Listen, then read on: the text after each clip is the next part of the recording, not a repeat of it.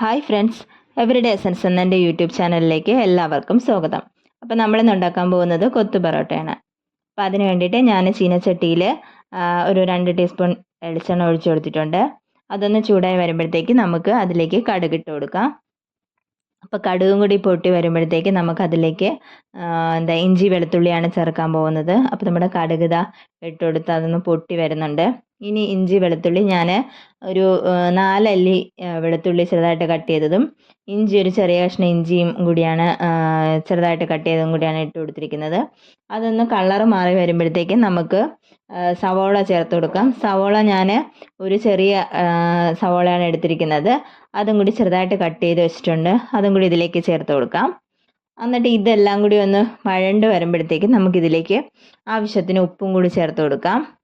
അപ്പോൾ നമ്മുടെ സവോളയും ഈ ഇഞ്ചിയും വെളുത്തുള്ളിയും കൂടി വഴണ്ട് വരുമ്പോഴത്തേക്ക് ഉപ്പ് ചേർത്ത് കൊടുക്കാം.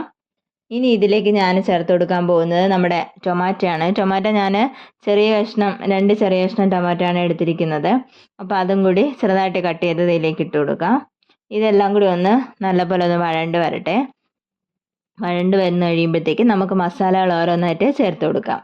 അപ്പോൾ നമ്മുടെ ടൊമാറ്റോയും സവോളയും കൂടി നല്ലപോലെ ഒന്ന് വഴണ്ട് വന്നിട്ടുണ്ട്. ഇനി ആദ്യമായിട്ട് മസാല ചേർക്കുന്നത് നമ്മുടെ മഞ്ഞൾപ്പൊടിയാണ്. ഞാനത് ഒരു 1/4 ടീസ്പൂൺ മഞ്ഞൾപ്പൊടിയാണ് ചേർത്ത് കൊടുത്തിരിക്കുന്നത്. ഇനി ചേർക്കുന്നത് നമ്മുടെ കുരുമുളക് പൊടിയാണ്. അത് ഒരു 1/4 ടീസ്പൂൺ കുരുമുളക് പൊടിയാണ് ഇട്ട് കൊടുക്കുന്നത്. അതും കൂടി ചേർത്തിട്ട് നമുക്ക് നമ്മുടെ ചിക്കൻ മസാലയും കൂടി ചേർത്ത് കൊടുക്കാം.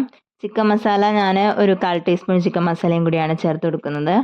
അപ്പോൾ അതും കൂടി ചേർത്ത് കൊടുത്തിട്ട് നമുക്ക് നല്ലപോലെ ഒന്ന് മിക്സ് ചെയ്ത് കൊടുക്കാം. അപ്പോൾ നമ്മുടെ ചിക്കൻ മസാലയും ഈ കുരുമുളക് പൊടിയും മഞ്ഞൾപ്പൊടിയും കൂടി അതിൻ്റെ ആ ഒരു പച്ച മണം മാറി വരുമ്പോഴത്തേക്ക് നമുക്ക് അതിലേക്ക് നമ്മുടെ മുട്ടയാണ് ചേർത്ത് കൊടുക്കാനുള്ളത്. മുട്ട ഞാനൊരു 2 മുട്ടയാണ് എടുത്തിരിക്കുന്നത്.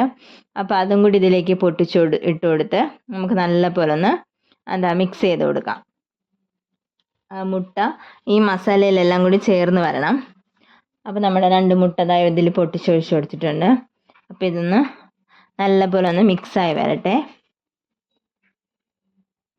ഇതൊന്ന് മിക്സായി വരുമ്പോഴത്തേക്ക് നമുക്ക് നമ്മുടെ ഇനി ചേർക്കാൻ പോകുന്നത് നമ്മുടെ ചിക്കനാണ്. ചിക്കൻ ഞാനൊരു ചെറിയ 2 കഷ്ണം എല്ലില്ലാത്ത കഷ്ണമാണ് എടുത്തിരിക്കുന്നത്. അത് ഉപ്പ് മാത്രം ചേർത്ത് ഞാനൊന്ന് വേവിക്കാൻ വെച്ചിട്ടുണ്ടായിരുന്നു. അതൊന്ന് വെന്ത് ഇട്ടിട്ടുണ്ടായിരുന്നു. അപ്പോൾ അതിനെ ഞാൻ ചെറുതായിട്ടൊന്ന് കട്ട് ചെയ്ത് വെച്ചിട്ടുണ്ടായിരുന്നു. അപ്പോൾ അതും കൂടിയാണ് ഇതിനകത്തോട്ട് ചേർത്ത് കൊടുക്കുന്നത്. അപ്പോൾ നമ്മുടെ ഈ മുട്ട നല്ലപോലെ ആയിട്ടുണ്ട്. ഇനി ഇതിലേക്ക് ചിക്കനും കൂടി ഇട്ട് കൊടുക്കാം. ആ ചിക്കനും കൂടി ഇതിനകത്തോട്ട് ചേർന്ന് നല്ലപോലെ ഒന്ന് മിക്സായി വരണം. ചിക്കനും ഇട്ട് കൊടുത്തിട്ടുണ്ട്. ഒന്ന് മിക്സായി വരട്ടെ. അപ്പം ചിക്കനും കൂടി മിക്സായി വരുമ്പോഴത്തേക്ക് പിന്നെ നമ്മൾ ചേർത്ത് കൊടുക്കുന്നത് നമ്മുടെ മെയിൻ ഇൻഗ്രീഡിയൻ്റായ നമ്മുടെ പൊറോട്ടയാണ്. പൊറോട്ട ഞാനൊരു 3 പൊറോട്ടയാണ് എടുത്തിരിക്കുന്നത്. അത് ചെറുതായിട്ടൊന്ന് കട്ട് ചെയ്തെടുത്തിട്ടുണ്ട്. എന്നിട്ട് അതും കൂടി ഇതിലേക്കൊന്ന് ചേർത്ത് കൊടുക്കാം. എന്നിട്ട് നമുക്കിതൊന്ന് നല്ലപോലെ ഒന്ന് മിക്സ് ചെയ്ത് കൊടുക്കാം. നല്ലപോലെ ഒന്ന് മിക്സ് ചെയ്ത് കൊടുക്കുമ്പോഴത്തേക്കും അതിനകത്തോട്ടെല്ലാം മസാല ചേർന്ന് വരണം. അപ്പോൾ നമ്മളിതാ ഈ മസാല നന്നായിട്ടൊന്ന് ചേർന്ന് വരട്ടെ. അപ്പോൾ നമുക്കതിൽ ഈ ചട്ടം വെച്ചിട്ട് ചെറുതായിട്ടൊന്ന് ഈ കൊത്തി കൊടുക്കുക. അപ്പോഴത്തേക്കും അതിലെല്ലാം ഈ പൊറോട്ടയുടെ കഷ്ണങ്ങളെല്ലാം ചെറുതായിട്ട് വരികയും ചെയ്യും. ആ മസാലയെല്ലാം അതിലോട്ട് ചേർന്ന് വരും. അപ്പോൾ നമ്മുടെ പൊറോട്ടയുടെ ഒരു ഫൈനൽ സ്റ്റേജ് ആവാറായി ഈ കൊത്തു പൊറോട്ടയുടെ. ഇനി ഞാനിപ്പോൾ ചേർത്ത് കൊടുത്തിരിക്കുന്നത് ചിക്കൻ്റെ ഗ്രേവിയാണ്. അപ്പോൾ ഞാൻ കുറച്ച് ചിക്കൻ എടുത്ത് കറി വെച്ചിട്ടുണ്ടായിരുന്നു. അപ്പോൾ അതിൽ നിന്ന് ഒരു അര കപ്പ് ഗ്രേവിയാണ് എടുത്തിരിക്കുന്നത്. അപ്പോൾ അതും കൂടി ഇതിലോട്ട് ചേർത്തിട്ടുണ്ട്.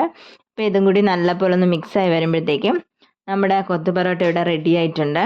ഇനി നമുക്ക് മല്ലിയിലയും കൂടി ഇട്ട് നമ്മുടെ കൊത്തു പൊറോട്ട റെഡിയായി. അപ്പോൾ എല്ലാവരും ട്രൈ ചെയ്ത് നോക്കുക. ഇഷ്ടപ്പെടുകയാണെങ്കിൽ ലൈക്ക് ചെയ്യുക, ഷെയർ ചെയ്യുക. Thank you.